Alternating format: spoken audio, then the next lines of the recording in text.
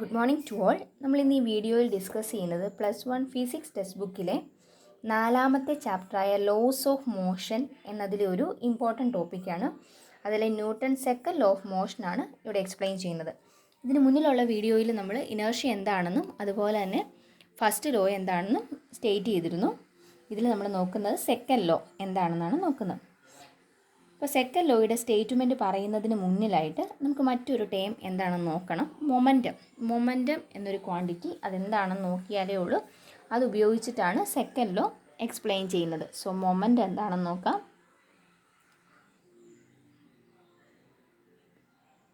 Denote ചെയ്യുന്ന letter P ആണ്. Move ചെയ്യുന്ന ഒരു ഒബ്ജക്റ്റിൻ്റെ പ്രോപ്പർട്ടിയാണ് മൊമെൻറ്റം എന്ന് പറയുന്നത്. മൂവിങ് ഒബ്ജക്റ്റിൻ്റെ മാത്രം ഒരു പ്രോപ്പർട്ടിയാണ് മൊമെൻറ്റം.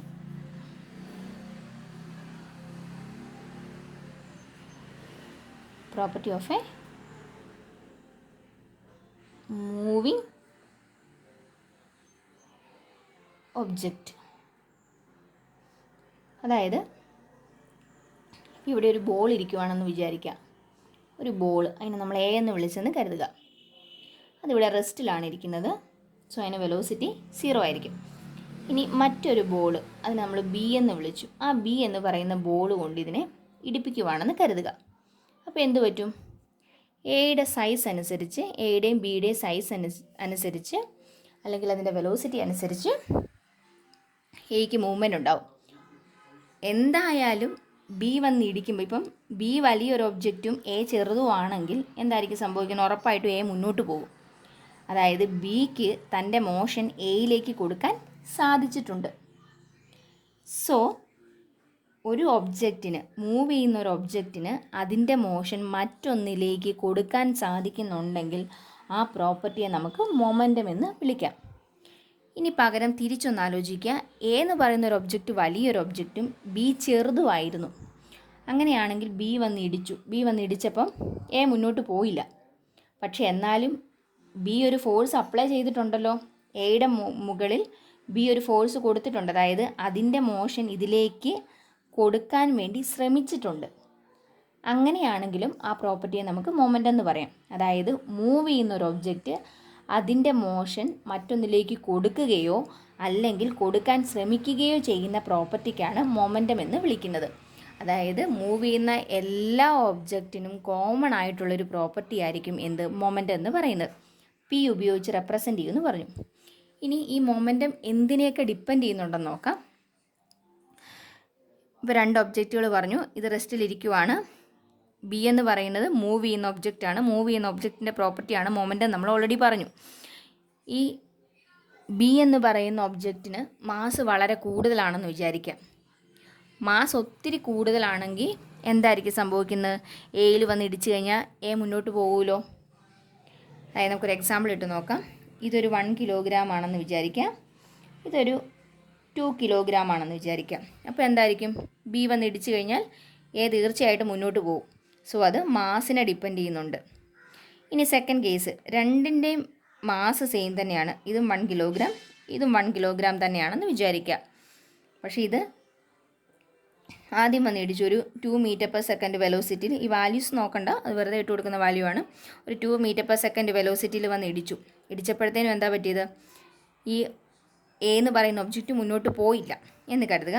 അത് കഴിഞ്ഞിട്ട് മറ്റൊരു സിറ്റുവേഷൻ നോക്കാം. 2 മീറ്റർ/സെക്കൻഡ് വെലോസിറ്റി വരുന്നതിന് പകരം അത് ഒരു 10 മീറ്റർ/സെക്കൻഡ് വെലോസിറ്റിയിലാണ് വന്നതെന്ന് കരുതുക. കുറച്ചുകൂടെ ഫാസ്റ്റ് ആയിട്ട് കൊണ്ട് ഇടിപ്പിക്കുന്നു. അപ്പോൾ എന്ത് പറ്റും? എ മുന്നോട്ട് പോകും അല്ലേ? അതായത് വെലോസിറ്റിയെ ഡിപ്പെൻഡ് ചെയ്യുന്നുണ്ട്. അതായത് മൊമെൻറ്റം 2 ടേംസിനെയാണ് ഡിപ്പെൻഡ് ചെയ്യുന്നത്. മൊമെൻറ്റം ഡിപ്പെൻഡ് ചെയ്യുന്ന 2 ഫാക്ടേഴ്സ് എന്ന് പറയുന്നത് ഒന്ന് മാസും രണ്ടാമത്തത് വെലോസിറ്റിയാണ്. മാസിനെയും വെലോസിറ്റിയെയും ഡിപ്പെൻഡ് ചെയ്യുന്നത് കൊണ്ട് തന്നെ മൊമെൻറ്റത്തിൻ്റെ ഇക്വേഷൻ നമുക്ക് എങ്ങനെ എഴുതാൻ പറ്റും? മൊമെൻറ്റം ഡിനോട്ട് ചെയ്യുന്ന ലെറ്റർ പി ആണെന്ന് ഓൾറെഡി പറഞ്ഞിരുന്നു. P is equal to mass into velocity. അങ്ങനെയാണ് അതിൻ്റെ യൂണിറ്റ് എന്ത് വരും? മാസിൻ്റെ സ്ഥാനത്ത് അതിൻ്റെ യൂണിറ്റ് കൊടുക്കുക കിലോഗ്രാം, വെലോസിറ്റിയുടെ സ്ഥാനത്ത് അതിൻ്റെ unit metre per second. So unit of momentum is kilogram metre per second. ഇനി ഇത് ഉപയോഗിച്ചുകൊണ്ടാണ് നമ്മൾ സെക്കൻഡ് ലോ എക്സ്പ്ലെയിൻ ചെയ്യുന്നത്.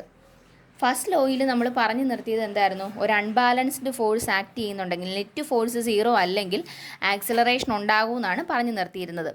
അങ്ങനെയാണെങ്കിൽ അതിൻ്റെ ഒരു മാത്തമാറ്റിക്കൽ റെപ്രസെൻറ്റേഷനാണ് സെക്കൻഡ് ലോ എന്ന് പറയുന്നത്.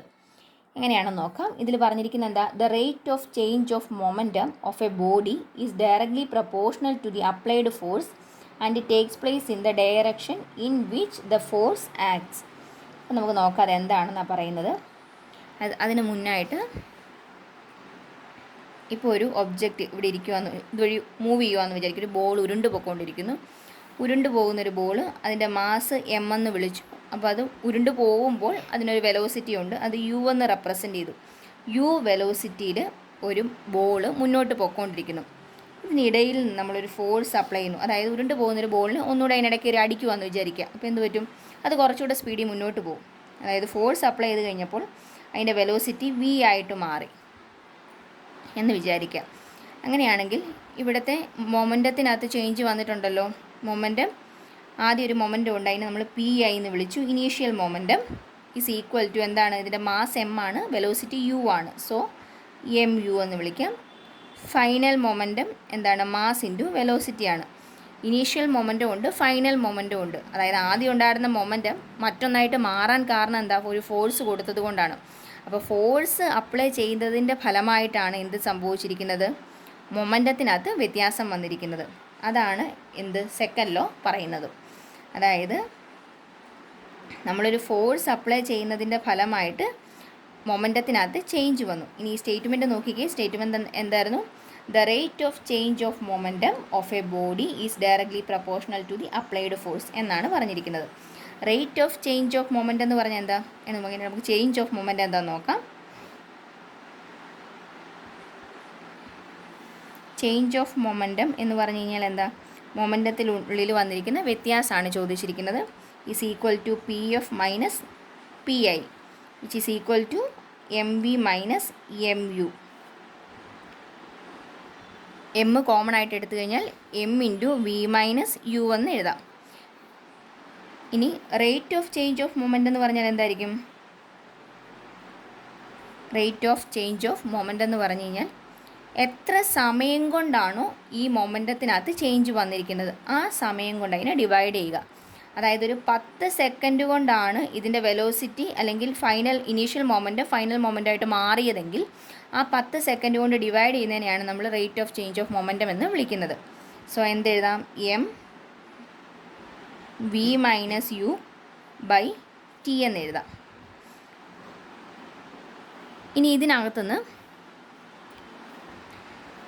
ഇതെന്തിനോട് പ്രപ്പോർഷനാണെന്ന് പറഞ്ഞു? ഫോഴ്സിനോട് പ്രപ്പോർഷനാണെന്നാണ് സ്റ്റേറ്റ്മെൻറ്റ് പറഞ്ഞിരിക്കുന്നത്. കാരണം എന്താ? ഇങ്ങനെയൊരു ചേഞ്ച് ഇൻ മൊമെൻറ്റം ഉണ്ടാകാൻ കാരണം എന്താ? നമ്മളൊരു ഫോഴ്സ് കൊടുത്തത് കൊണ്ടാണ്. സോ ആ change in moment, rate of change of moment എന്ന് പറയുന്നത് ഫോഴ്സിനോട് പ്രപ്പോർഷനാണ്. So F proportional to M V minus U by T എന്ന് എഴുതാം. പ്രപ്പോർഷണാലിറ്റി കടന്നാൽ അതൊരു ഇക്വേഷൻ അല്ല. ഇക്വേഷൻ ആക്കണം എന്നുണ്ടെങ്കിൽ ഒരു കോൺസ്റ്റൻറ്റ് ഉപയോഗിച്ച് മൾട്ടിപ്ലൈ ചെയ്യണം. So F is equal to a constant K into M V minus U by T എന്ന് എഴുതാം. ഇവിടുത്തെ കെയുടെ വാല്യൂ 1 ആണ്. സോ ഇക്വേഷൻ എങ്ങനെ മാറി? F is equal to M V minus U by T എന്ന് കിട്ടി. ഈ V minus U by T എന്താണ്? V minus U by T is equal to acceleration A എന്ന് കൊടുക്കാം. സോ എന്ത് വന്നു? എം ഇൻറ്റു എ എന്ന് കിട്ടി. ഫോഴ്സിനുള്ള ഇക്വേഷനാണ് എം ഇൻറ്റു എ എന്ന് പറഞ്ഞിരിക്കുന്നത്. ഫോഴ്സിൻ്റെ യൂണിറ്റ് നമ്മൾ ഓൾറെഡി പഠിച്ചിട്ടുണ്ട്. എന്താണ് പഠിച്ചത്? ഈ ഇക്വേഷനകത്തെ ഓരോ ടേമിൻ്റെ സ്ഥാനത്ത് അതിൻ്റെ യൂണിറ്റ് കൊടുക്കുക. അപ്പോൾ എന്ത് വരും? മാസിൻ്റെ സ്ഥാനത്ത് അതിൻ്റെ യൂണിറ്റ് ചേർത്താൽ കിലോഗ്രാം, ആക്സിലറേഷൻ്റെ സ്ഥാനത്ത് അതിൻ്റെ unit metre per second square. അപ്പോൾ ഫോഴ്സിൻ്റെ യൂണിറ്റ് എന്ന് പറഞ്ഞാൽ kilogram metre per second square ആണ്. അതല്ലെങ്കിൽ എന്താണ്? ന്യൂട്ടൺ. അതായത് സർ ഐസക് ന്യൂട്ടൺ ആണ് ഈ ലോസ് ഓഫ് മോഷൻ പറഞ്ഞതും ഫോഴ്സിനെ പറ്റി പറഞ്ഞിരിക്കുന്നതും. സോ അദ്ദേഹത്തോടുള്ള ബഹുമാനാർത്ഥമാണ് ഫോഴ്സിന് ന്യൂട്ടൺ എന്നുള്ളത് യൂണിറ്റായിട്ട് ന്യൂട്ടൺ കൊടുത്തിരിക്കുന്നത്. ഇനി ഇതേ സ്റ്റേറ്റ്മെൻറ്റ് തന്നെ മറ്റൊരു രീതിയിൽ റെപ്രസെൻറ്റ് ചെയ്യാറുണ്ട്. അതെങ്ങനെയാണെന്ന് നോക്കാം. അതായത് rate of change of moment എന്ന് പറഞ്ഞാൽ ഫോഴ്സിനോട് പ്രപ്പോർഷണൽ ആണെന്ന് പറഞ്ഞു. So F is proportional to D P by D T എന്നും എഴുതാറുണ്ട്. D P by D T വന്ന എങ്ങനെയാണെന്ന് വെച്ച് കഴിഞ്ഞാൽ നോക്കുക, ഈ ഡി പി എന്ന് വെച്ചാൽ എന്താ? ചേഞ്ച് ഇൻ മൊമെൻ്റ് ആണ്. അപ്പോൾ നമ്മൾ P F minus P I എന്ന് പറഞ്ഞിരിക്കുന്നതിന് പകരമാണ് ഡി പി എന്ന് കൊടുത്തിരിക്കുന്നത്. ചെറിയ ടൈം ഇൻ്റർവെൽ പറയുന്നതുകൊണ്ടാണ് ഡി ടി എന്ന് കൊടുത്തിരിക്കുന്നത്. ഇവിടെ എന്ത് തന്നെ വരും? Is equal to constant into D P by D T. കെയുടെ വാല്യൂ എന്താണെന്നാണ് പറഞ്ഞത്? 1 ആണെന്ന് പറഞ്ഞു. K is equal to 1. അപ്പോൾ എന്ത് വന്നു? F is equal to D P by D T എന്ന് കിട്ടി. ഇനി എന്തെഴുതാം? പിയുടെ സ്ഥാനത്ത് മൊമെൻറ്റത്തിൻ്റെ ഇക്വേഷൻ ഇട്ട് കൊടുക്കുക. D by D T of M V എന്ന് എഴുതി. ഈസ് ഈക്വൽ ടു മാസ് എന്ന് പറയുന്നത് എന്താണ്? കോൺസ്റ്റൻ്റ് ആണ്. സോ അതിനെ ഡിഫറൻഷ്യേറ്റ് ചെയ്യേണ്ട ആവശ്യമില്ല. അതിനെ പുറത്തേക്ക് എടുക്കുക. അതിന് വേരിയേഷൻ ഇല്ല. So D V by D T അതാണ് എഫ്. അതിൽ നിന്ന് D V by D T എന്ന് പറയുന്നത് എന്താണ്? ആക്സിലറേഷനാണ്. എം എന്ന് കിട്ടി. അപ്പോൾ ഏത് രീതിയിൽ എഴുതിയാലും ഉത്തരം സെയിം തന്നെയാണ്. രണ്ട് രീതിയിലും പല പുസ്തകങ്ങളിനകത്ത് റെപ്രസെൻ്റ് ചെയ്യാറുണ്ട്.